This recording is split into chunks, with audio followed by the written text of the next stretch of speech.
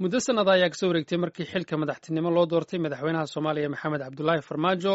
haddaba sanad kadib maxay yihiin waxyaabaha u qabsoomay dowladda, maxay ka gaabisay, mase jiraan caqabado ka hor yimin muddadaasi? warbixin arrimahaasi ka hadlaysa waxaa muqdisho nooga soo diray wariyaheenna xasan kaafi cabdiraxmaan qoyste.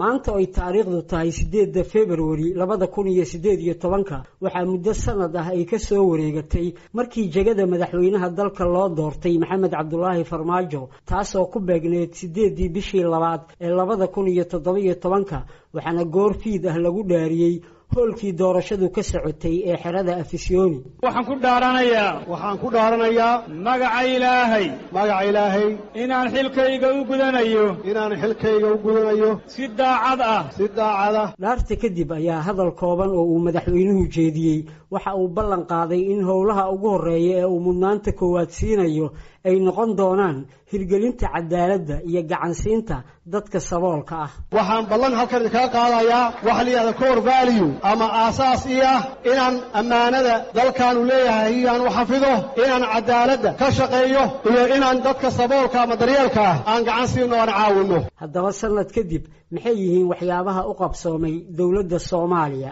waxyaabaha hadda laga tilmaami karo waxaa ka mid ah kow, horta ciidamada waxbaa ka qabsoomay oo dhanka ciidamada isku dhafkii iyo nidaamkoodii iyo waxbaa laga dejiyey, inkastoo aan la dhammaystirin ay weli socdaan, meel fiican bay hadda marayaan. abuukaate maxamuud axmed xasan waa sharci yaqaan wasiir ka soo noqday xukuumaddii uu ra'iisul wasaaraha ka ahaa cabdi faarax shirdoon saacid.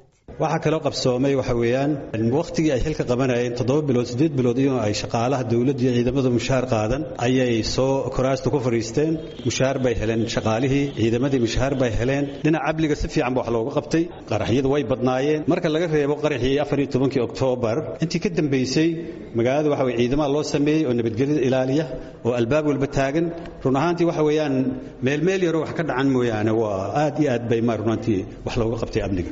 guulaha ay dowladda federaalka ee uu hogaaminayo madaxweyne farmaajo gaartay muddada sanadka ah ayaa waxaa si kooban uga warbixinaya siyaasiga maxamed maxamuud guuleed gacma dheere. waxaa ka mid ah magaaladan maxaa la yidhahdaa ma lahayn aeroboortka Soomaaliya lama aqoonsanayn, diyaaradu falaytida lama aqoonsanayn, hawadii waa maqnay, banaanka laga maamuli jiray. waxaas waa tallaabo ay qaadeen. waxaa kaloo ka mid ah ay qaadeen magaalada socodka dheer oo ay sameeyeen, safarka madaxweyne uu sameeyay, meel badan uu ku sameeyay, wanaag waxa la qabtay oo la gaaray waay. waxaa kaloo ka mid ah aan qaran karna la xisaabtan dawladdu xisaabtankeedu inkastoo day uu kululaa. waxaa wasiirada sanadkan xisaabtan hal sano oo waxay gaareen wasiiradu ay wada shaqaynayeen oo la istaabanin oo madaxweynihii iyo ra'iisul wasaaruhu iyo aan waxba yaraatay khilaafa aanay ka dhicin. waa wax kaloo aan la arki jirin weeyo, iyadoo inta la gaaray oo ka dhici jireen. taasina xogaa waa progress. madaxweynaha Soomaaliya maxamed cabdulaahi farmaajo ayaa waxyaabihii uu ballan qaaday waxaa ka mid ahaa inuu furi doono wadooyinka xiran iyo inuu xoogga saari doono wax ka qabashada arrimaha garsoorka iyo cadaaladda ku salaysan,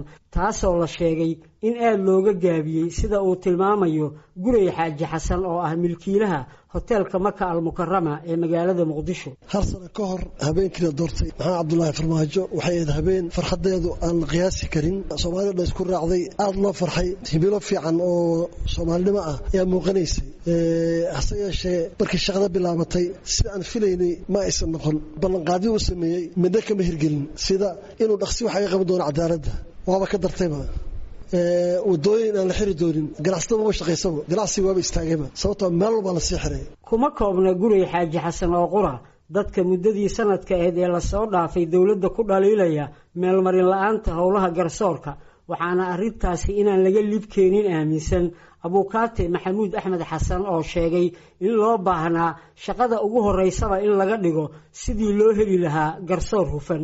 waxa lagu dhaliili karaa waxa weeye dhinaca cadaaladda marka laga hadlo waxa weeye waxay ahayd in madaxweynaha markuu xilka la wareegay in markiiba cadaaladda si degdeg wax looga qabto. maalan guddiga cadaaladda in la dhiso, cadaaladda si fiican tiirarkeeda loo adkeeyo, taas waa lagu dhaliili karaa. dhinaca kale waxaa jira caqabado badan oo hareeyay dowladda federaalka muddadii ay unkaneed, taasoo ay ugu weyn tahay murankii dowladaha qaliijka oo ay isku maandhaafeen dowladda dhexe iyo madaxda maamul goboleedyada sida uu ku waramayo gudoomiye ku-xigeenka xarunta tala soo jeedinta Soomaaliyeed Saciid Jaamac Qorsheel. anigu waxaan arkaa sanadkii hadda ahayd waxyaalo fara badan ayaa dowladda maartay la soo gudboonaaday oo aad u cuslaa oo waliba qaranimada Soomaaliyeed culeyskeeda ku ahayd waayo dowladihii khaliijka ahaa oo walaalo ahaa iyagu aynu ku xirnayn oo bilowgiiba maxay ahayd dhaqaale badan laga sugayay in iyagu isqabteen oo siyaasadooda ay marayso in cunaqabateen iyagu isku soo rogaan ay noqotay in marka ay nagu khasbaan qolob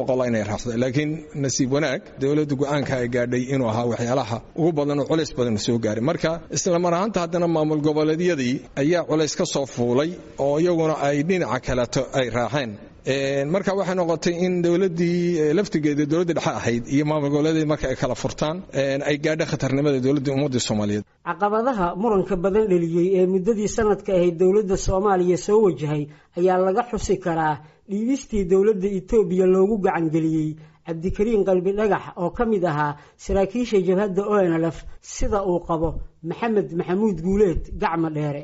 dhiibistii Qalbi Dhagax waxay noqotay boog in ka soo markii dowladda maartay khalad maartay inuu dhaco ay qirato qof waa mas'uuliyadeeda qaada dowladda dad kamid ah mas'uuliyadeeda qaada dad baa hadda xukunka looga qaado dowladda uga qaado dowladda ku xisaabtantay xagga saartay waa jirtaa laakiin waxay boog jirtay ayuna boog weyn oo dowladda sanadkaas soo qabsatay ahayd. Xasan Kaafi Qoyste VOA Muqdisho.